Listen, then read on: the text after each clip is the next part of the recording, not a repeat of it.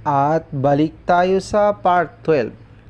Itong mga letra ang sinabi ko sa part 12 na kapag ang silang mga ito ay kapag babangga sa kanila ang mga vowel na ito na ganyan, yung tanwin na ganyan, mapasa taas man or sa baba, yung ganyan, or ganun din ang nun, ay yan yung sabi ko na wag mong bigkasin na maging klaro marinig sa tainga itong ending nila na nun kapag babangga sila sa mga letrang 15 ka letra na ito. Ganun din kapag babangga sila sa 4 na letrang ito. At itong mim, wow at saka ya ay talagang klaro yan sa tainga na hindi natin mababasa na magtatapos sa letrang nun kapag sila ang babanggain ng mga tanwin na ito at saka nun na ito. Ganun din kapag babangga sila sa letrang ba. Ang itong ba, kapag itong nun ang babangga sa kanya ay meron kang makikita sa taas ng nun na maliit na mim. Yun yung sabi ko na parang paghaluin mo ang mim at saka nun. Pero mas maganda na mim pa rin ang gamitin mo kung hindi mo kaya kaysa naman mangingibabaw marinig sa tainga itong nun kapag babangga sa ba. At ang hindi ko nasabi ay itong kapwa niya mim na babangga pa rin sa mim. Itong mim na sukun, halimbawa itong mim na sukun tapos babangga sa mim. Meron ka makikitang ganyan, yan. Ganun pa rin ang rules nito kagaya ng ito. Medyo may standby ka rin ng konti dito sa mim. Dito ka lang dito sa mim na isa. Maiiwan mo na ito. Yan, at mapapansin mo rin mamaya.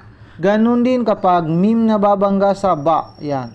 Mapapansin mo yan. Kapag mim din na sukun na babangga sa ba, kahit wala pang mim na maliit na makita ka dyan, ay automatic na yan ay mim. Pero minsan, mim pa itong babangga sa ba ay may mim pa rin sa taas. Meron mga ganun. At itong ba, kahit hindi pa ito ang babangga sa kanya, kahit anong letra ang babangga sa ba, basta may mim na maliit, may makita kang mim na maliit sa taas or sa baba ng letrang babangga sa letrang ba, ay ganun pa rin ang rules. Basahin mo siya na yung parang wag mong itiklop ang iyong labi kung bibigkasin mo. Parang alanganin ba? Mamaya makita mo rin ng halimbawa. At saka nun, yung nun na may ganyan.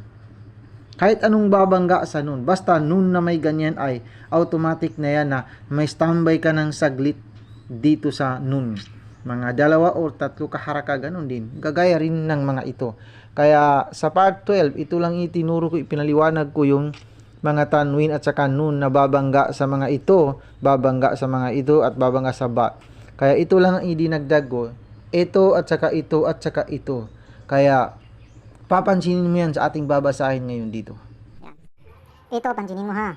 Ito ay alif, nun, tapos ta, nun, ta, at saka mim. Nun, ta, ito, mim na ang babanggay niya, ganyan. Mu'minin. Wow, meron yan ganyan.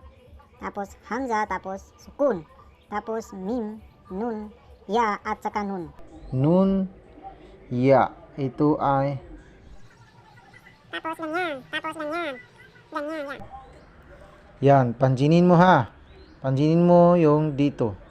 Kasi maiiwan na yan, diretso na yan dito. Yan, pansinin mo ha. وأطيعوا الله ورسوله إن كنتم مؤمنين.